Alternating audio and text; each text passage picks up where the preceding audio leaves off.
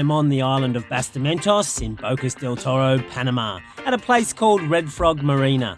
This video is about how to install a Facnor Headsail Furler on your boat. G'day people, I'm just installing the Facnor furling system. The reason why I got this is the best money could buy. As you can see, I've laid it all out, I've done all the measurements. I'm using the old forestay because it's still pretty good. As you can see, all brand new. Can't wait to put it on.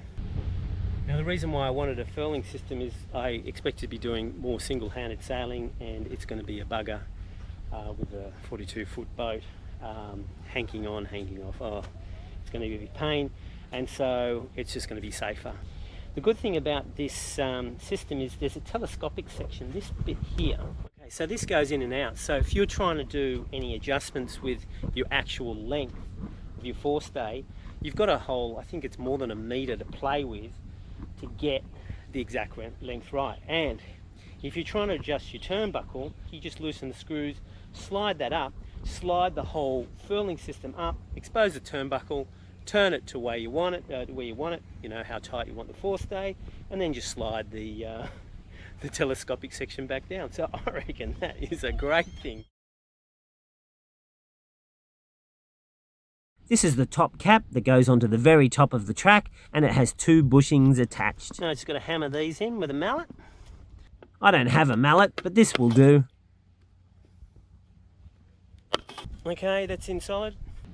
This wheel's to stop the halyard wrap. Screw goes up. This is Dougie, a Canadian sailing champion, helping me do the install. I did try to get the New Zealand sailing champion, but I didn't get a reply. So Dougie it is. These are 2 metre sections. You've got connectors. Simply put them together.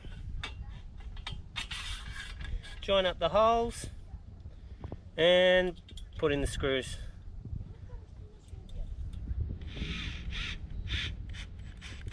Now we're not going to do them too tight because we want a bit of free play whilst we join this section, and then this will go into, we'll slide it up into the other top section, the very top section we've got up there. Okay, upper bushing. So this is the first, well, there's already 2 in the very, very top. Then this goes in here. And with the help of this connector, we push all the way up until we get the holes aligned. These are still loose, remember, so you should have enough free play in getting these screws in. And we just keep on doing this until we get to the bottom telescopic track, which is slightly different. So far, only about 40 minutes of work has been done, and it's almost finished, but the sandflies were coming out, so we'll continue in the morning. Less than an hour more work in the morning, and we are ready to hoist the Headsail Furler into place.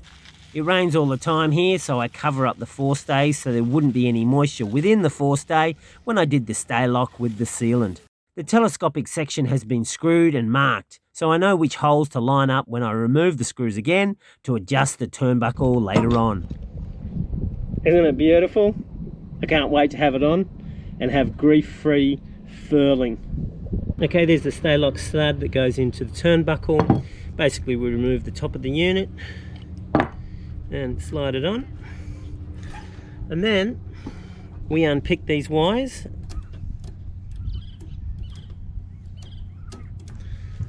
Okay, make sure they're in order. That one's out of order.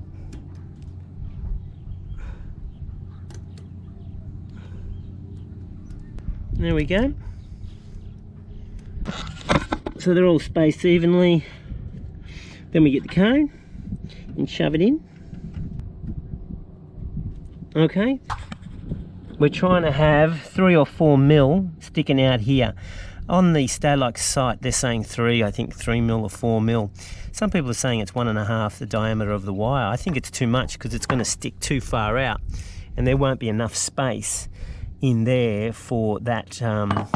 See, what happens is these wires curl around this cone right at the edge, and this protrudes out, and there won't be enough room for them to go in there. So I'm just following the Staylock site.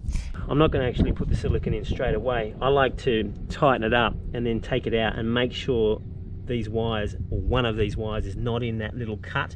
There's this cut in that cone. You don't want one of those wires in the cut. So I'm going to tighten it up, and when I can see that they've actually bent around this terminating part of the cone here, I'll take it out. I'll look to see if there's a wire in that cut, and if there's not, then we'll fill it up with silicone. Well, we'll fill this up with silicone, about half full, and then we'll do it FT, which is really, really tight. Hold it there, simply grab it and wrap around.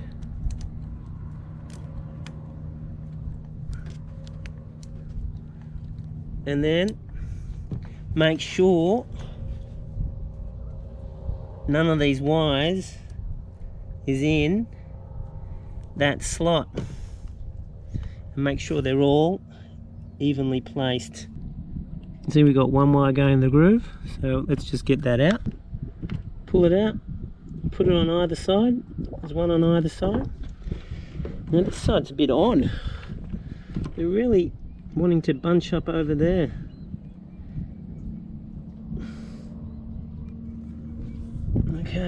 Okay, we're good. So we're just going to start this off.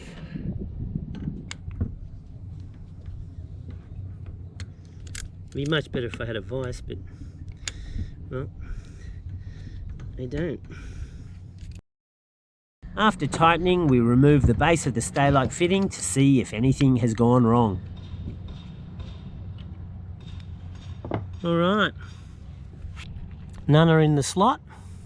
That one's sitting a little bit over it, so we might move that a little bit over. This is Julio. We're just going to fill this up half with silicone.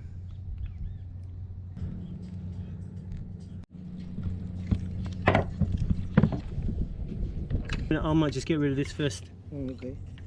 I'm just cleaning out the silicone that has oozed out. That's it. Gracias. Okay. Thank you.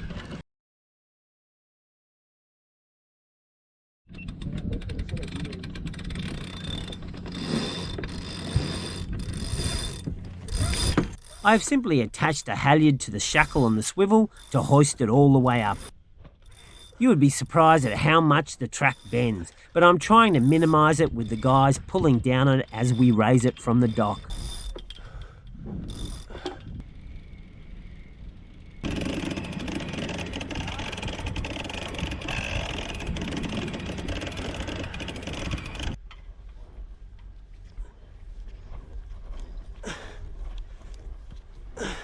Next step is to go up the mast and secure the forestay to the masthead.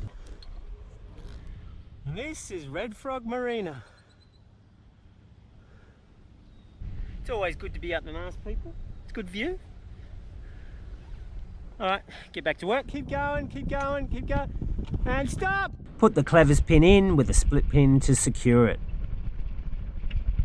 Even though I have the plastic wheel above the swivel that acts as a halyard deflector, I decided to put in another type of halyard deflector on the mast to get a better angle. Facnor recommends 15 degrees. Getting a halyard wrap around the track can be a dangerous thing, and it's best to do all that is possible to avoid it. We've got it in. It might be slightly a few degrees off vertical, but I couldn't do anything any better. All right, almost done, people.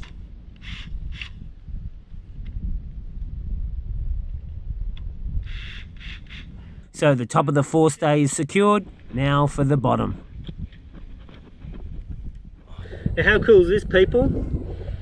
In order to tighten the turnbuckle, all we do is I haven't put these two screws in here so the telescopic section can go up, and look, got full access to it.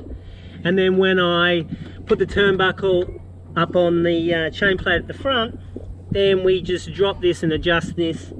And I've already made marks where it should go, and then put in the screws, and then we're done. So it makes it so much easier. Put on the turnbuckle with plenty of adjustment so it's easy to get the forestay on at the chain plate. Attach the bottom toggle to the chain plate. Here are two assholes literally doing the job. You just take away these chain plates. Well, they're not really chain plates. I guess they're guides of some sort. Lift this up and get access to the turnbuckle. How good's that? So much easier. It's unreal.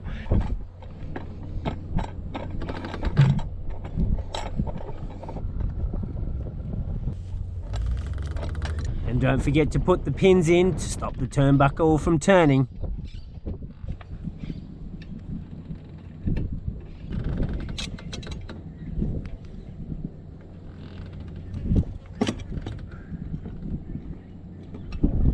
Then you drop the drum with the telescopic section until the bit that you marked. You got 2 more screws and then you're done, people. So easy. How good is this? All done. I just think it's beautiful. Look at that. This is my new Facnor buddy. It's a bromance in the making.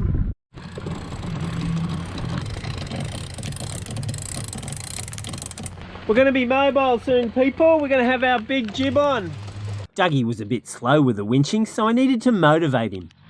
Almost there, Dougie. Halfway to go, buddy. Maybe I ought to have held out for the New Zealand sailing champion, people. Just kidding, Dougie. Well done.